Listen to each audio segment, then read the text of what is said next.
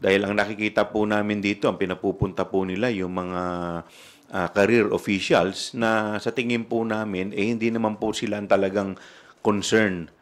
Yung mga talaga pong mga officials na directly involved dito, parang pilit po nilang hindi pinararating. Parang nagkakaroon po ng cover-up dito po sa issue na to. Thank you.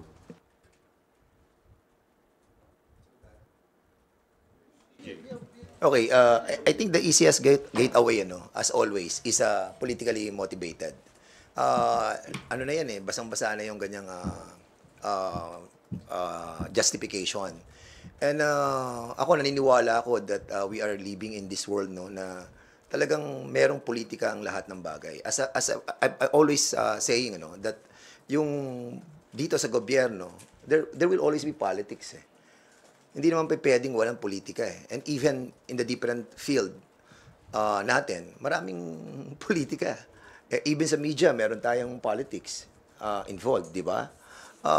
Kaya yung politically motivated, I think we need to change the narrative na politically motivated to. Alam na natin yan kasi nasa government tayo And we are elected people and we are all politicians. Kaya ang tingin ko yung sinasabi na politically motivated, granted na po yan. Kasama na po sa equation yan. So I hope that we will be stop using the word politically motivated.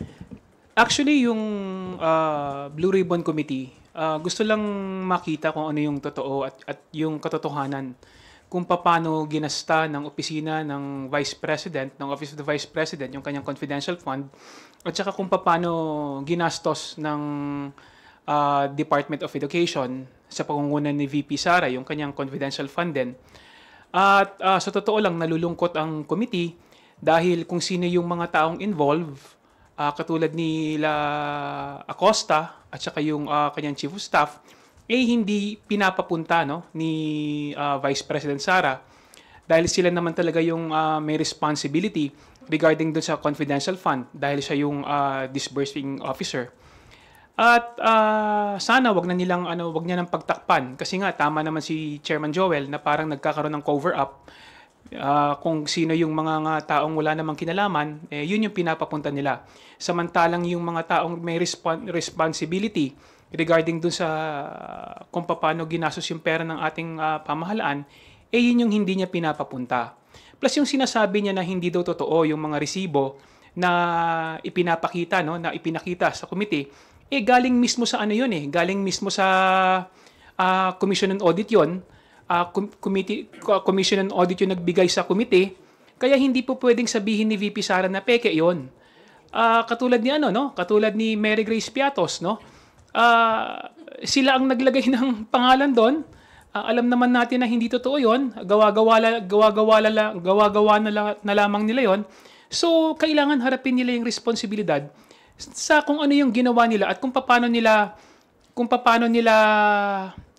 niliquidate yung paggamit ng kanilang confidential fund. Siguro hindi nila akalain na scrutinize masyado yung kanilang pag-liquidate, kaya ganoon na lang yung ginawa nila. Tandaan natin, pera yan ng gobyerno, pera yan ng mamamayan, kailangan merong transparency at kailangan may accountability.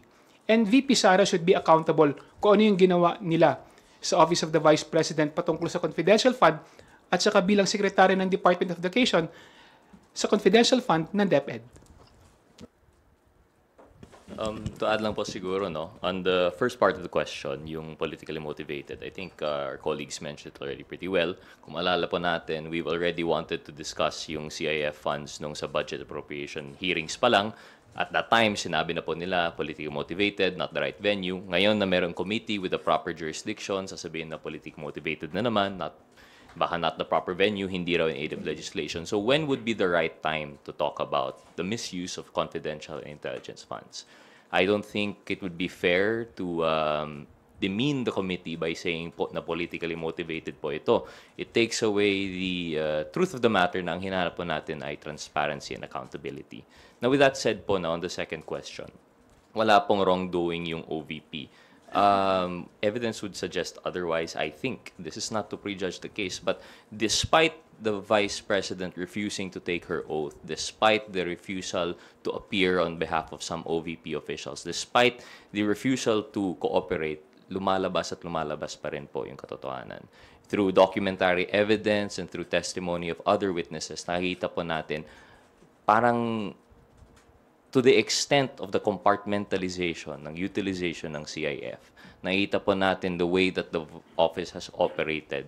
And to say that there's no wrongdoing, I'm not sure. I could be mistaken, but in the history of our republic, I don't think the COA has ever flagged yet a national agency for misuse of confidential and intelligence funds. This would be the first time. The mere fact na may red flag, yun po yung naging cause ng committee hearing na to. So it begs the question, yung nakikita natin ngayon sa mga witnesses, sa resource persons, sa documentary evidence, is there a modus operandi being conducted within the office? Yun po yung gusto namin malaman at parang yun po yung nakikita natin. And we still hope we extend that invitation. Sana po mag-attend yung mga invited resource persons at mag-cooperate for the sake na po na maging transparent na po sila. Yun lang po.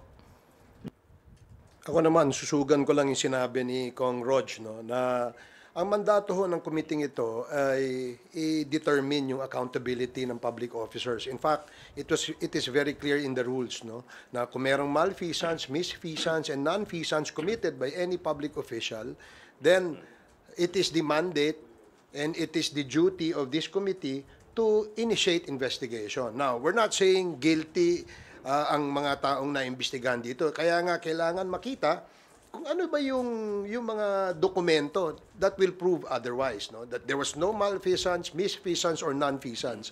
But kung hindi ho natin matutumbok, no, yung usapin tungkol dyan sa mga na-commit na mga yan, then it will leave a big question mark on the minds and on the thoughts of our Filipino people. Kaya nga kailangan sana matapos natin ito, mabigyan natin to ng closure.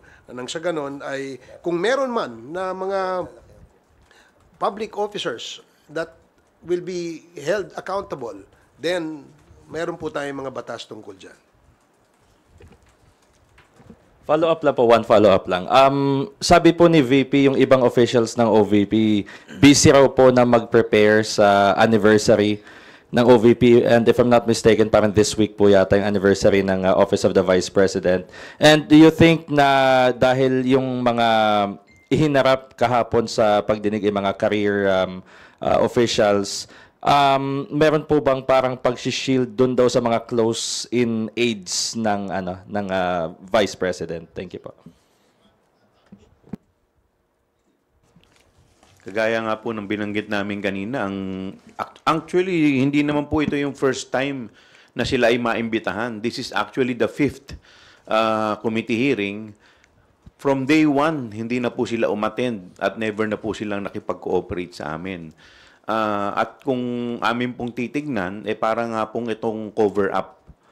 Parang nagkakaroon po ng cover-up dito at talaga naman yung mga directly involved dito po sa isyung to, sa confidential fund, ay talagang hindi nila pinapupunta. In fact, during the committee hearing, tinanong po yung isang career, si Attorney Sanchez, at sinabi nga po niya, ang nakakaalam lamang po netong confidential fund sa OVP ay yung disbursing officer, si Gina Acosta, yung chief of staff, si Attorney Zulaika Lopez, at si VP mismo, si VP Sara Duterte. Actually, si VP Sara is shielding her inner circle, no?